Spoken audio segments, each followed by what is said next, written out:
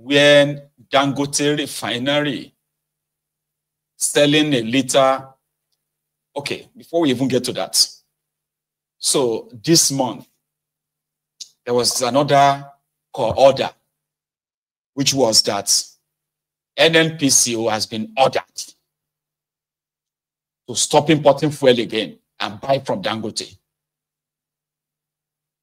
Nigeria importers, they have been ordered. Everybody should go and buy from Dangote. Then in the middle of this month, November 2024, there's a leaked document that showed that the same people they just ordered to go and buy from Dangote, they just made a payment of $975 million cash to bring in 925 million liters of petroleum PMS to Nigeria. How come the order of Tinubu is not being followed? Who are these guys around Tinubu?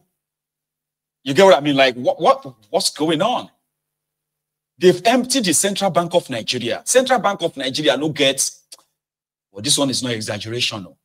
If you go into the Central Bank of Nigeria, since Kadobi, Oduduwa, okay, somebody said I shouldn't be calling him Oduduwa Emefiole. I don't know, I think I should, because at them they shout Yoruba Lokon, but these are the worst of the Yorubas. So it's good we remind them, right? And not shield them. Kadobi came out. Before that, Kadobi and gang. If you go to the Central Bank of Nigeria today, you'll be same mouth. You cannot see $1 million cash. I'm just being generous here. Cash of $1 million in the Central Bank of Nigeria, oil-producing country. If they see $500,000 cash, they go share them. To the point that even when they get, when they receive some of, some of this forex through other means and all that, they share the money. It will come up here and tell you that they have actually distributed over $15 million, $30 million to the Bureau de Change. The Bureau de Change are those that help the state governors once they receive the allocation every month, right? The Bureau de Change will, the governors, they will call the Bureau de Change. The Bureau de Change will change the money to dollars, and boom, the money is out of Nigeria. And these are the people that Oduduwa Emefiole, Kadobi always feed with any dollar. So you can't go to Central Bank of Nigeria today. It's almost the end of the month. You can't see $1 million cash. Central Bank of Nigeria. So the doctor book, they do all that. But they always have the third party where this money is ferried towards the hand of their friends, the fuel importers. So Dangote coming up, telling us that he has reduced the price of petroleum by 20 naira. So maybe we can then, if I am an independent marketer, because the independent marketers in Nigeria said they gave over 45 billion naira to the NNPC.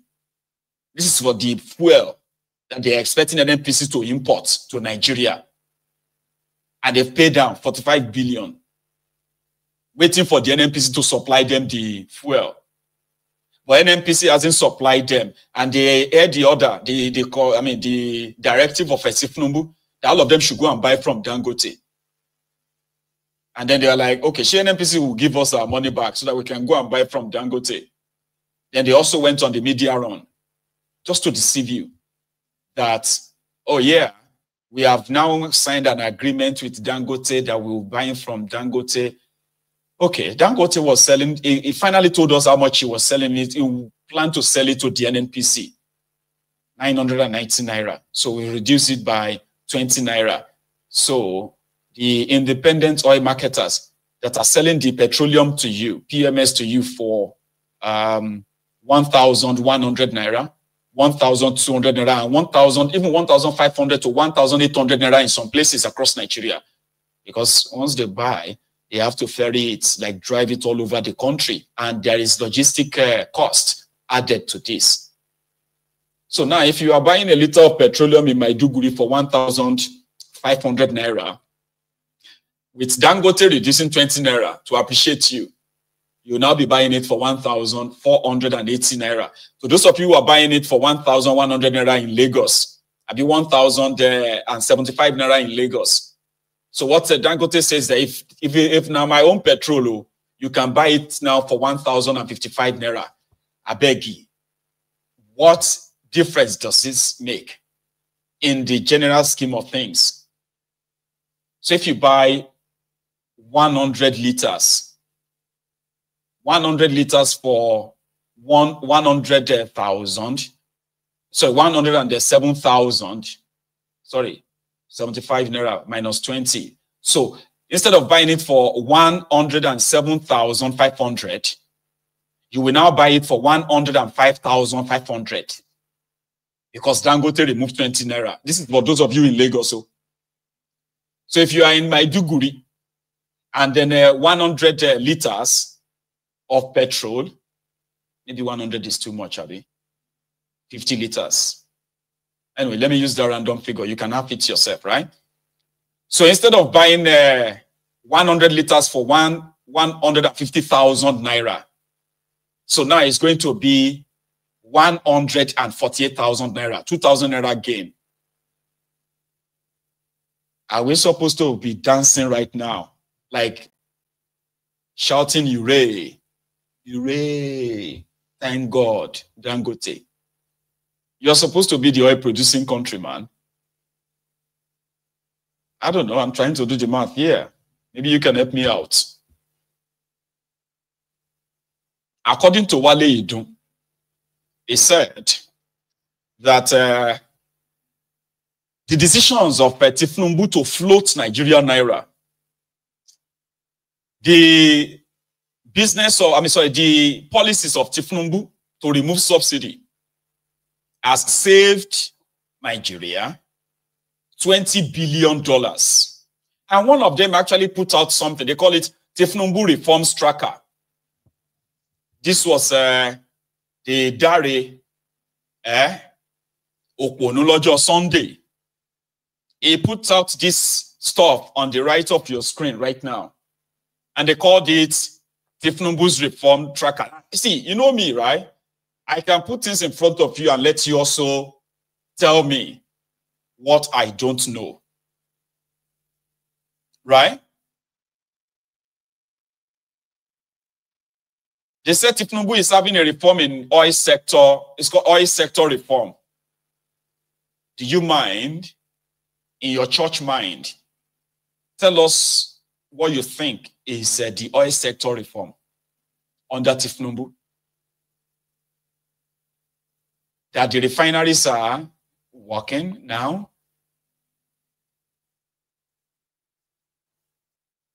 That the Nigeria has stopped importing fuel. That, and you don't know that the singular sector that has affected everything else in that contraption that has touched and changed your lives is this particular oil sector,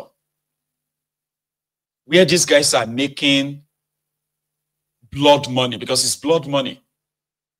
Because of their blood money, their greed, that a lot of you have to pay through your noses. Businesses have suffered sudden death. Jobs have been lost. But they are still pretty much comfortable telling themselves that they are doing something right. Because the number two is that if you cannot afford PMS, or number three, go and use the CNG. So how many of their CNG buses do you now have in the contraption today? How many of them are currently driving the CNG cars and buses? Or they even put this one, number two, manufacturing sector reform. So those of you who are in the manufacturing sector in Nigeria struggling right now, I remember when Kolu announced that he was going to give Your sector, 70 billion naira. Even when the cost of production has gone up by over 60%. Electricity generation in Nigeria is in comatose. You know that. So majority of you are now kind of like, for those who are still in business though, paying through your noses to power your factories. So what exact reforms is taking place in the manufacturing sector? And how much or how many of you are currently in the business of employing Nigerians? They call CNG a reform, CNG. Credit Corp. And that one is for those of you who needed to borrow money. How many of you businessmen and businesses in Nigeria have been able, I am asking this, putting it out there, so that if there's something I am missing, because there's no way, listen, there's no way that you will be having real investment in some certain sectors that it won't be felt if the cost of generating power to power your factories is now crippling that same factories. So how much money do you think if somebody gives you money to support your industry, and then on the other hand, it's been taken from you on the cost of a production that you are on the verge of collapsing? How do you now explain that as a reform, if there is any going on at all? Manufacturing, Credit Corp, NEL Fund, student loan. But they removed the subsidy on education, which was already like underfunded.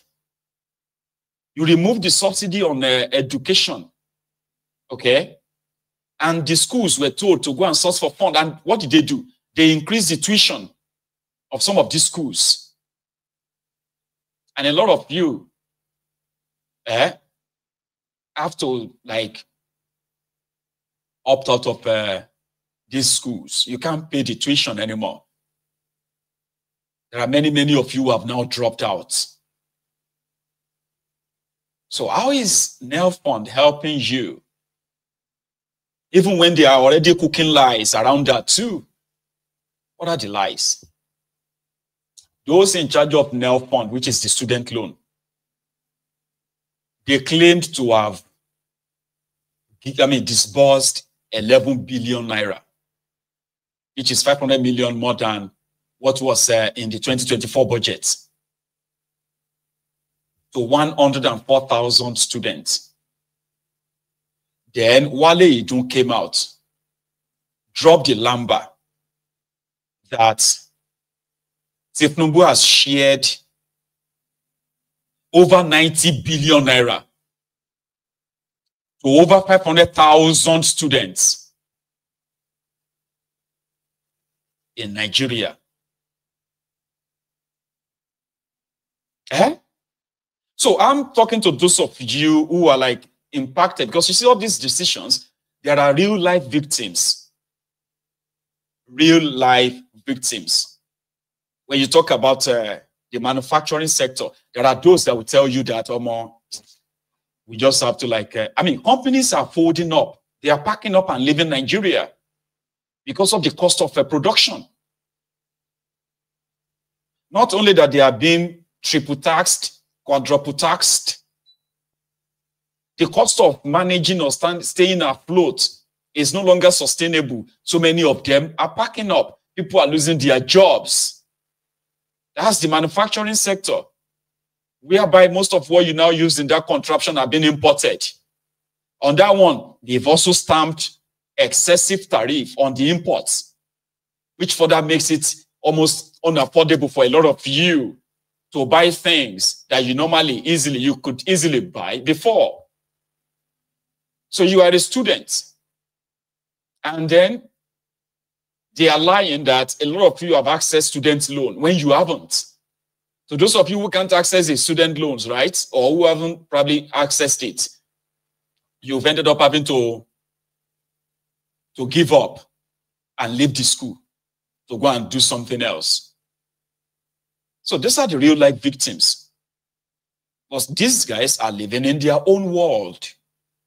The world where they are telling themselves that they are doing well. Doing well. Reforms. Here is the other one. Youth sector reform. What does that even mean? What is youth sector reforms? That you have the highest number of unemployed youth in the world right now. So what kind of reform is going on in the youth sector? They are recruiting you as social media vuvuzelas, recruiting you as ass lickers of these criminal politicians online.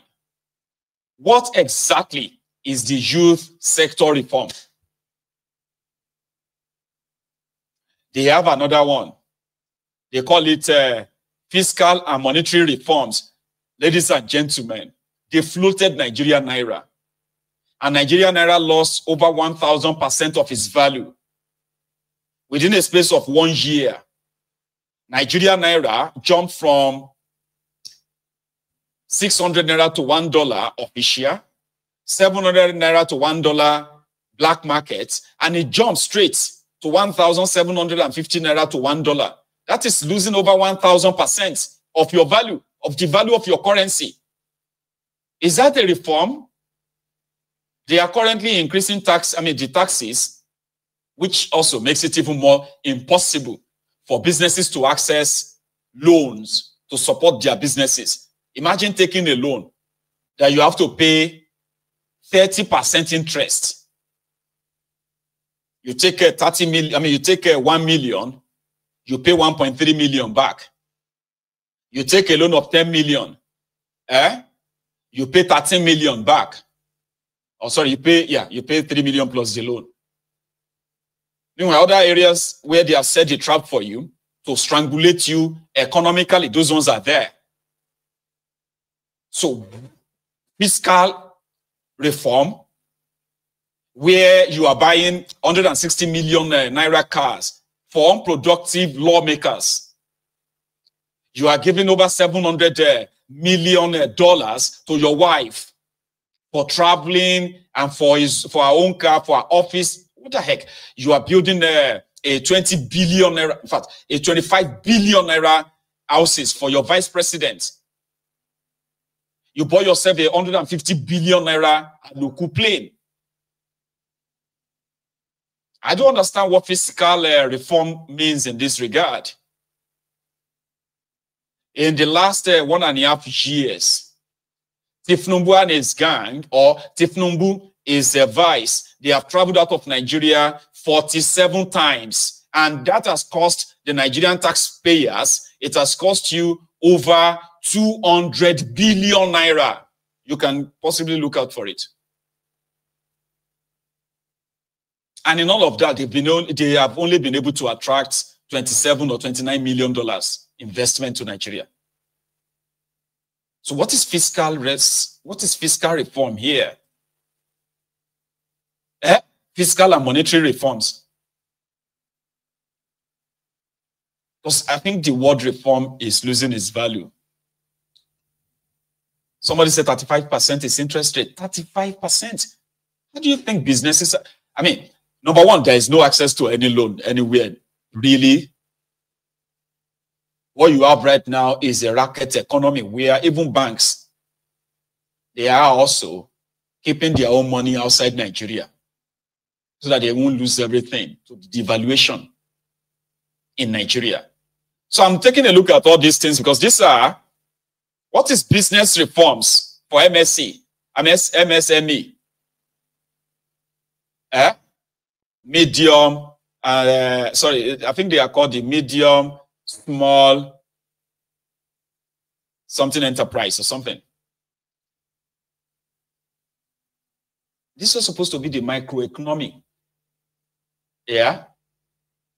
Your cake maker, your shoe makers, your, all these smaller businesses that are actually like the lifeline of any economy in the world. where people are starting their own businesses, and within a year or two, they are out of business because of the policies of these criminals. So what reform is this, let me ask? International cooperation, what is that? International cooperation, what does that even mean? In the reform policies of Tinubu? Or they are talking about the IMF, the World Bank. But these are those who gave the economic policies or ideas to Tinubu, the ones that encourage them to float your naira and lie to you that they've removed their subsidy so that they can continue to borrow and borrow and borrow, and your naira continue to lose its value, on and on. International cooperation. Oh, they have another one there. Somebody put this out. Power sector reforms. Egbami now. Power sector reforms. In your life, have you ever heard about national grid collapsing before the advent of APC? In your life, be honest, I have not. In fact, the first time the Nigeria electricity grid collapsed, according to report, was 39 years ago, 1985. And guess who was in charge of Nigeria then? Buhari. 30 years after that, in 2015, Buhari came back, and National Grid of Nigeria started their collapsing again. And in the last 9 years, the National Grid of Nigeria has collapsed over 200 times. Under this Tinubu, in the last 1.5 years, National Grid of Nigeria has collapsed 18 times. And when I say collapse, I'm talking about the entire country, no electricity. The entire country, 200 million people. Not that some of you will notice, because you've always been in darkness anyway. Or where they like 0 megawatt on their meter, 0. Until APC came, I never heard about the National Grid collapsing. Yes, in power, up NEPA, because they took light. But I have never heard that the National Grid of Nigeria collapsed until APC came. Up to this moment, they have not added they have not added 1 megawatt of electricity to National Grid of Nigeria. So what the heck is he talking about? Today, we have vandals who are vandalizing the the power infrastructures in Nigeria as we speak, from the north to the south. That they are now requiring the Air Force, the Army, the Civil Defense, the DSS to go and provide security for power, electricity workers, to go and fix destroyed power cables. I mean, that is unreal, man. But they are confident that they are doing something. So if you begin to scrutinize like this, you will see infrastructure reforms. What does that even mean?